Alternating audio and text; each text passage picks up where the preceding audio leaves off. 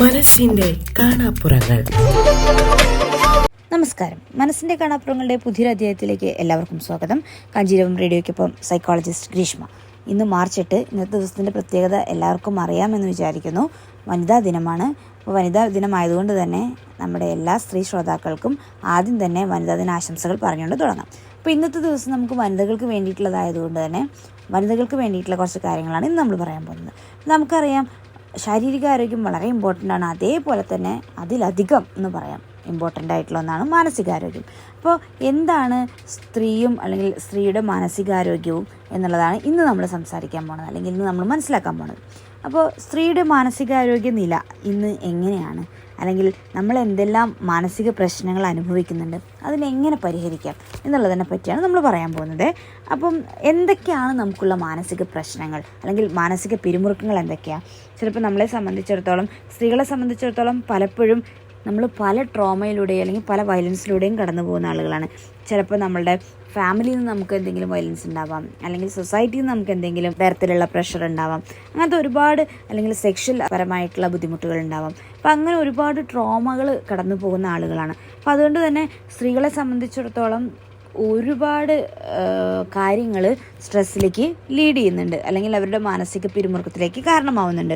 ഇപ്പോൾ ഈ പറഞ്ഞതുപോലെ ട്രോമ, അതല്ലെങ്കിൽ നമ്മളുടെ ബയോളജിക്കൽ സിസ്റ്റം അല്ലേ, സ്ത്രീകളുടെ ശാരീരികാരോഗ്യം ഒരു പരിധിവരെ. അതിൽ എടുത്തു പറയേണ്ടതാണ് നമ്മളുടെ പെൺകുട്ടിയായിരിക്കുമ്പോൾ തന്നെ ഉണ്ടാകുന്ന ആദ്യമായിട്ട് നമ്മൾ പീരീഡ്സ് ആവുക എന്ന് പറയുന്നത്. ആദ്യമായിട്ട് പീരീഡ്സ് ആകുമ്പോൾ തന്നെ നമുക്ക് ഒരുപാട് സ്ട്രെസ് ഉണ്ടാകുന്നുണ്ട്. കാരണം പീരീഡ്സ് തുടങ്ങുന്ന സമയത്ത്, ആദ്യമായിട്ട് പീരീഡ്സ് ആകുമ്പോൾ നമുക്ക് ഒരുപാട് സ്ട്രെസ് ഉണ്ടാവാം. അതായത് നമുക്ക് ഒരുപാട് ഹോർമോണൽ ചേഞ്ചസ് വരാം. അപ്പോൾ അതൊക്കെ കൊണ്ടുണ്ടാകുന്ന കുറേ സ്ട്രെസ്സുകൾ നമുക്ക് ആ ഒരു സ്റ്റാർട്ടിങ് പീരീഡിൽ തന്നെ ഉണ്ടാവുന്നുണ്ട്. അത് കഴിഞ്ഞാൽ എല്ലാ മാസത്തിലും വരുന്ന മെൻസ്ട്രേഷൻ അല്ലെങ്കിൽ പീരീഡ്സ്, അപ്പോഴൊക്കെ നമ്മളെ സംബന്ധിച്ചിടത്തോളം എന്താണ്, ഒരു പീരീഡ്സ് ആവുന്നതിൻ്റെ കുറച്ച് 2-3 ദിവസം മുന്നേ തന്നെ നമുക്ക് ചിലപ്പോൾ ഭയങ്കര സങ്കടം വരാം, അതല്ലെങ്കിൽ മൂഡ് സ്വിങ്സ് വരാം, അതല്ലെങ്കിൽ ഭയങ്കര ദേഷ്യം വരാം, എല്ലാത്തിനോടും ഒരു താല്പര്യക്കുറവ്, അങ്ങനെയുള്ള കുറേ ശാരീരികപരമായിട്ടുള്ള അല്ലെങ്കിൽ മാനസികപരമായിട്ടുള്ള കുറേ മാറ്റങ്ങൾ നമ്മൾ കണ്ടുവരാറുണ്ട്. ഇതൊക്കെ നമുക്ക് ശരീരത്തിൽ വരുന്ന ഹോർമോണൽ വേരിയേഷൻസ് കൊണ്ട് ഉണ്ടാകുന്ന മാറ്റങ്ങളാണ്. അപ്പോൾ അതൊക്കെ ഒരു പരിധിവരെ നമുക്ക് നമ്മളതിനെ ബാധിക്കാറുണ്ട്, അല്ലെങ്കിൽ നമുക്ക് സ്ട്രെസ്സ് തരാറുണ്ട്. അതേപോലെ തന്നെ നമ്മളുടെ മാസമുള്ള പീരീഡ്സ് കഴിഞ്ഞ് കഴിഞ്ഞാൽ പീരീഡ്സ് സ്റ്റോപ്പ് ആവുന്ന ഒരു സമയമുണ്ട് നമ്മുടെ ജീവിതത്തിൽ.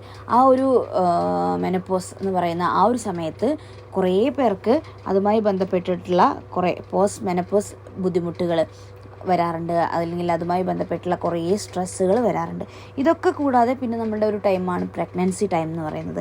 പ്രഗ്നൻസി ടൈമിലും ഇതേ പറഞ്ഞതുപോലെ തന്നെ സ്ത്രീകൾ നന്നായിട്ട് സ്ട്രെസ് അനുഭവിക്കാറുണ്ട്. പ്രഗ്നൻസിയുടെ മുന്നേ തന്നെ അവർക്ക് ശാരീരികപരമായിട്ടുള്ള മാറ്റങ്ങൾ, അല്ലെങ്കിൽ ഒരു അമ്മയാവാൻ പോകുന്നതിൻ്റെ തയ്യാറെടുപ്പുകൾ, അതുമായി ബന്ധപ്പെട്ടിട്ടുള്ള കുറേ മാനസികപരമായിട്ടുള്ള ബുദ്ധിമുട്ടുകൾ ഉണ്ടാവാറുണ്ട്.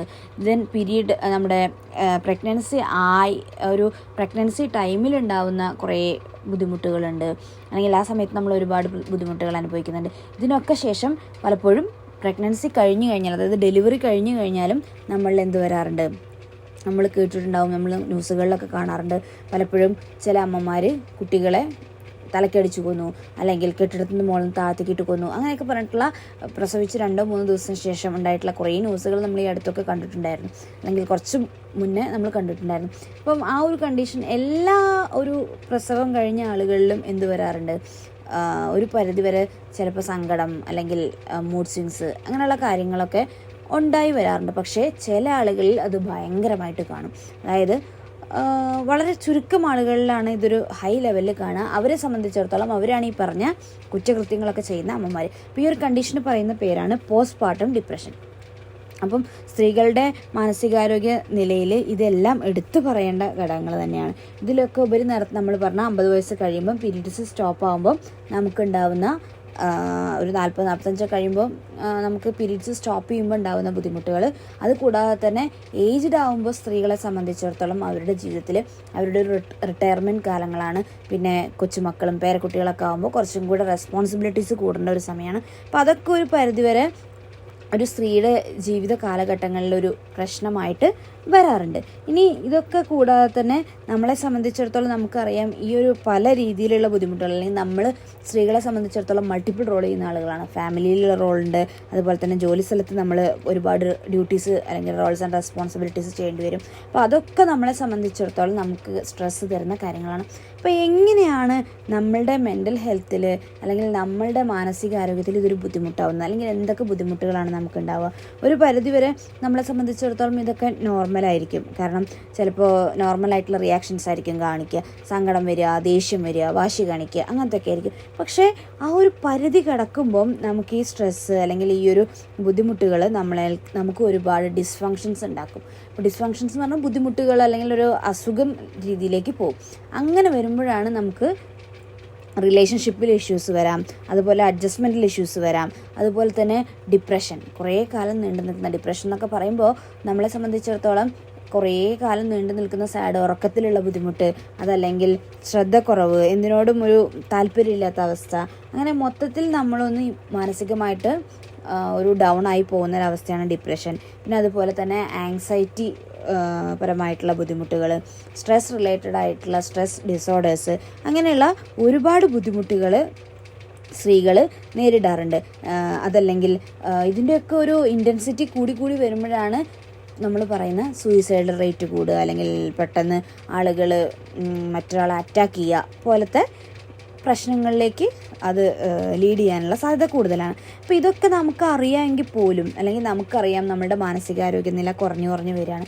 എന്നിരുന്നാൽ പോലും പലപ്പോഴും പല തടസ്സങ്ങളും നമ്മളുടെ സ്ത്രീകളുടെ മാനസികാരോഗ്യത്തിലേക്ക് വഴിവെക്കാറുണ്ട്. അപ്പോൾ എന്തൊക്കെ തടസ്സങ്ങളാണെന്ന് ചോദിച്ചാൽ പലപ്പോഴും എന്താണ്, നമ്മളെ സംബന്ധിച്ചിടത്തോളം നമ്മൾ എന്ത് ചെയ്യും, അവഗണിക്കും. ഇതൊന്നും അത്ര പ്രശ്നമല്ലടോ, ഇതൊക്കെ നമുക്ക് മാനേജ് ചെയ്യാം എന്നുള്ള രീതിയിൽ നമ്മൾ ആ ഒരു അവഗണന കാണിക്കുന്നത് തന്നെ ഏറ്റവും വലിയൊരു തടസ്സമാണ്. പിന്നെ അതിനെ കൂടാതെ മറ്റുള്ളവർ എന്ത് വിചാരിക്കും, അല്ലെങ്കിൽ ഞാനൊരു മാനസികാരോഗ്യ വിദഗ്ധയോ അല്ലെങ്കിൽ ഒരു ട്രീറ്റ്മെൻറ്റിനോ പോയി കഴിഞ്ഞ് കഴിഞ്ഞാൽ മറ്റുള്ളവർ എന്ത് വിചാരിക്കും, ഒരു കൾച്ചറൽ അല്ലെങ്കിൽ സോഷ്യൽ ലെവലിൽ എൻ്റെ നില താഴത്തേക്ക് പോവോ എന്നുള്ള ആ ഒരു പേടി ഭയങ്കരമായിട്ടുണ്ടാവാം. അതല്ലെങ്കിൽ പിന്നെ നമ്മളുടെ ചുറ്റുപാടിൽ നമുക്ക് അറിയില്ല ഇതിന് എന്ത് സേവനം എടുക്കണം, അല്ലെങ്കിൽ ഇത് എപ്പോഴാണൊരു ട്രീറ്റ്മെൻറ്റിൻ്റെ ആവശ്യമായിട്ടുള്ള ഒരു അവസ്ഥയിലേക്ക് പോകുന്നത്, അല്ലെങ്കിൽ ഇതിൻ്റെ ചിലപ്പോൾ ഹൈ കോസ്റ്റ് ഉണ്ടായിരിക്കാം, അല്ലെങ്കിൽ ഇത് എവിടെയൊക്കെയാണ് ലൊക്കേഷൻസിലാണ് ഉള്ളത് എന്നറിയാത്ത ബുദ്ധിമുട്ട്, അതെല്ലാം ഒരു പരിധിവരെ സ്ത്രീകളെ സംബന്ധിച്ചിടത്തോളം അല്ലെങ്കിൽ നമ്മൾ വേണ്ടപ്പോൾ ഒരു സപ്പോർട്ട് എടുക്കാതിരിക്കുന്നതിനുള്ള തടസ്സങ്ങളായിരിക്കാം. അതല്ലെങ്കിൽ ചിലപ്പോൾ നമ്മൾ എന്താണ് നേരത്തെ പറഞ്ഞതുപോലെ ഒന്നുമല്ല, ഇതൊക്കെ കുഴപ്പമില്ല, ഇതൊക്കെ എല്ലാവരുടെ ജീവിതത്തിലും വരുന്നതല്ലേ, ഇപ്പോൾ പീരീഡ്സ് ആയിക്കോട്ടെ, പ്രഗ്നൻസി ആയിക്കോട്ടെ, ഇതൊക്കെ എല്ലാവരുടെ ജീവിതത്തിലും എല്ലാ സ്ത്രീകളും ഫേസ് ചെയ്യണമെന്നല്ലേ, ആ രീതിയിൽ പലപ്പോഴും ഇതിനെ സിമ്പിളായിട്ട് നമ്മൾ വിടാറുണ്ട്. അപ്പോൾ ഇത്രയൊക്കെയാണ് ഇതിൻ്റെ പ്രശ്നങ്ങൾ അറിയാം ഇനി നമുക്ക്. അപ്പോൾ ഈ പ്രശ്നങ്ങളെ മറികടക്കാൻ ഇനി നമുക്ക് എന്തൊക്കെ ചെയ്യാൻ പറ്റും, അല്ലെങ്കിൽ ഇത് കുറയ്ക്കാൻ വേണ്ടി ഈ ഒരു സ്ത്രീകളുടെ മാനസികാരോഗ്യം ഒന്നും കൂടെ ഉയർത്താൻ, അല്ലെങ്കിൽ നമ്മൾ കുറച്ചും കൂടെ നല്ല രീതിയിൽ മെൻ്റലി സ്ട്രോങ് ആയിട്ടിരിക്കാൻ നമുക്ക് എന്ത് ചെയ്യാൻ പറ്റും? ഏറ്റവും ബേസിക്കായിട്ട് നമുക്ക് ചെയ്യാൻ പറ്റുന്നൊരു കാര്യം സ്ത്രീകളെ അവയർനെസ് കൊടുക്കുക, അല്ലെങ്കിൽ ഇതുമായി ബന്ധപ്പെട്ടിട്ടുള്ള കാര്യങ്ങൾ അവർക്ക് പറഞ്ഞു കൊടുക്കുക എന്നുള്ളതാണ് ഏറ്റവും വലിയൊരു സപ്പോർട്ടായിട്ട് നമുക്ക് പറയാൻ പറ്റുക. പിന്നെ വേറൊരു അവസരം എന്ന് പറയുന്നത് അവരെന്നെ മാക്സിമം ഒരു ഓപ്പൺ സ്പേസിൽ സംസാരിക്കാനുള്ള അവസരം കൊടുക്കുക, അല്ലെങ്കിൽ അവർക്ക് മാത്രം, അല്ലെങ്കിൽ അവർക്ക് അവരുടെ ഇമോഷൻസ് ഷെയർ ചെയ്യാൻ പറ്റുന്ന ഒരു സേഫ് ആയിട്ടുള്ള ഒരു സ്പേസ് കൊടുക്കുക, അവിടെ അവർക്ക് ഡിസ്കസ് ചെയ്യാനുള്ള അവസരങ്ങൾ കൊടുക്കുക. അപ്പോൾ ആ ഒരു സമയത്ത് അവരെ സംബന്ധിച്ചിടത്തോളം അവർക്ക് എല്ലാം പറയാൻ പറ്റുന്ന, അവരുടെ സങ്കടങ്ങളായിക്കോട്ടെ സന്തോഷങ്ങളായിക്കോട്ടെ ഷെയർ ചെയ്യാൻ പറ്റുന്ന ഒരു അവസരങ്ങൾ കിട്ടും. അതേപോലെ തന്നെ എവിടേക്കാണ് ഇതിന് പറ്റുന്ന കെയർ ഉള്ളത്, ഇപ്പോൾ ഈവൻ സൈക്കാട്രിസ്റ്റ് ആയിക്കോട്ടെ, സൈക്കോളജിസ്റ്റ് ആയിക്കോട്ടെ, അതല്ലെങ്കിൽ ഇതിന് എന്തൊക്കെയാണ് ട്രീറ്റ്മെൻറ്റ്സ് വേണ്ടത്, എവിടെയാണ് നമുക്ക് ഏത് ലൊക്കേഷനിലാണ് അവൈലബിൾ ആയിട്ടുള്ളത് തുടങ്ങിയിട്ടുള്ള കാര്യങ്ങളൊക്കെ അവരിലേക്ക് എത്തിക്കാൻ പറ്റുക എന്നുള്ളതാണ് വേറൊരു രീതിയിൽ നമുക്ക് അവരെ സപ്പോർട്ട് ചെയ്യാൻ പറ്റുന്നത്. അതേപോലെ തന്നെ അവർക്ക് അവരുടേതായ സ്വന്തം കാര്യങ്ങൾ ചെയ്യാൻ വേണ്ടിയിട്ട് അവരെ എൻഗേജ് ചെയ്യുക. കാരണം പലപ്പോഴും സ്ത്രീകളെ സംബന്ധിച്ചിടത്തോളം സ്ത്രീകൾ സ്വന്തം കാര്യം നോക്കാൻ കുറച്ചൊരു പുറകിലേക്ക് നിൽക്കുന്ന ആളുകളാണ്. ബാക്കിയുള്ളവർക്ക് വേണ്ടി കുറേ കാര്യങ്ങൾ ചെയ്തു കൊടുക്കുക എന്നുള്ളതാണ്. അപ്പോൾ അവരെ തന്നെ അവരുടെ സ്വന്തമായിട്ടുള്ള കാര്യങ്ങൾ ചെയ്യാൻ വേണ്ടിയിട്ട് ഒന്ന് മോട്ടിവേറ്റ് ചെയ്ത് കൊടുക്കാം. പിന്നെ അതുപോലെ യോഗ, മെഡിറ്റേഷൻ പോലുള്ള കാര്യങ്ങളൊക്കെ ചെയ്യാൻ വേണ്ടിയിട്ട് അവരൊന്ന് മോട്ടിവേറ്റ് ചെയ്യാം. അതുപോലെ തന്നെ എന്തെങ്കിലും റിലാക്സേഷൻ എക്സസൈസസോ അല്ലെങ്കിൽ ജിമ്മോ അങ്ങനത്തെ കാര്യങ്ങൾക്കൊക്കെ വേണ്ടിയിട്ട് അവരെ നമുക്ക് സപ്പോർട്ട് ചെയ്യാൻ പറ്റും. ഇതൊക്കെ കൂടാതെ പിന്നെ അവരുടെ മാക്സിമം അവർക്ക് എന്ത് ചെയ്യാൻ പറ്റും, അവർക്ക് നല്ലൊരു സോഷ്യൽ സപ്പോർട്ട് കൊടുക്കാൻ പറ്റും. ഇപ്പോൾ ഈവൻ നമുക്കറിയാം കുടുംബശ്രീകൾ പ്രോഗ്രാമുകൾ നടത്തുന്നുണ്ട്, അതുപോലെ കുറേ കമ്മ്യൂണിറ്റി പ്രോഗ്രാംസ് നടത്തുന്നുണ്ട്. അതിലൊക്കെ സ്ത്രീകൾക്ക് നല്ല രീതിയിലുള്ള ഒരു നെറ്റ്വർക്ക് ക്രിയേറ്റ് ചെയ്യാനും അല്ലെങ്കിൽ നല്ല പുതിയ പുതിയ സ്ട്രോങ് ആയിട്ടുള്ള കണക്ഷൻസ് ഉണ്ടാക്കി കൊടുക്കാനും നമ്മളെ കൊണ്ട് സാധിക്കും. അല്ലെങ്കിൽ അതിനുള്ള ഒരു സൗകര്യങ്ങൾ ചെയ്തു കൊടുക്കുന്നത് വഴി ഒരു പരിധിവരെ അവരുടെ മാനസിക പിരിമുറുക്കങ്ങൾ കുറയ്ക്കാൻ പറ്റും. അവരുടെ ഒരു മാനസികാവസ്ഥ അല്ലെങ്കിൽ ശാരീരികാവസ്ഥ മനസ്സിലാക്കി അവരെ ലിസൺ ചെയ്യുക, അതായത് അവരെ ശ്രദ്ധിക്കുക, അവരെ കേൾക്കുക. ജഡ്ജ്മെൻറ്റോട് കൂടി, അതായത് ഇങ്ങനെ ആയിരിക്കും അല്ലെങ്കിൽ അങ്ങനെ ആയിരിക്കും എന്നുള്ള രീതിയിൽ അവരെ അപ്രോച്ച് ചെയ്യാതെ നല്ലൊരു കേൾവിക്കാരനായിട്ട് അവരെ മനസ്സിലാക്കുക. അതേപോലെ തന്നെ മാക്സിമം സ്ത്രീകളെ മുന്നോട്ട് കൊണ്ടുവരാൻ അല്ലെങ്കിൽ അവരെ ഒരു സ്ത്രീ ശാക്തീകരണത്തിന് വേണ്ടിയിട്ട് അവരെ സപ്പോർട്ട് ചെയ്യുക. അപ്പോൾ അതൊക്കെ അവർ മനസ്സിലാക്കി ഇതെല്ലാം ചെയ്യുമ്പോൾ ഒരു പരിധി വരെ അവരുടെ മാനസികാരോഗ്യം അല്ലെങ്കിൽ മാനസികാരോഗ്യ നില വാരം കൂട്ടാൻ തന്നെ അത് ഹെൽപ്പ് ചെയ്യും എന്നുള്ളതാണ്. നല്ല രീതിയിൽ ഈ പറഞ്ഞ കാര്യങ്ങളൊക്കെ ഫോളോ ചെയ്യുകയാണെങ്കിൽ നല്ലൊരു പരിഹാരം നമുക്ക് അവർക്ക് സജസ്റ്റ് ചെയ്യാൻ പറ്റും. ഇത് കേട്ടുകൊണ്ടിരിക്കുന്നവരും എന്ത് ചെയ്യുക, എന്തെങ്കിലും ബുദ്ധിമുട്ടുണ്ടോ എന്നുള്ളത് സ്വയം മനസ്സിലാക്കി അതിനാവശ്യമായിട്ടുള്ള ട്രീറ്റ്മെൻറ്റ് എടുക്കുക. ആവശ്യമായിട്ടുള്ള രീതിയിലുള്ള എന്താണോ പരിഹാരങ്ങൾ ചെയ്യാനുള്ളത് അത് ചെയ്യുക. അപ്പം എല്ലാവർക്കും ഒരിക്കൽ കൂടി വനിതാ ദിനം ആശംസിച്ചുകൊണ്ട് നിർത്തട്ടെ. മാനസികാരോഗ്യവുമായി ബന്ധപ്പെട്ട കൂടുതൽ സംശയങ്ങൾ നിങ്ങൾക്ക് അറിയിക്കാവുന്നതാണ്. കൂടുതൽ വിവരങ്ങളുമായി വീണ്ടും കാണാം. ബൈ.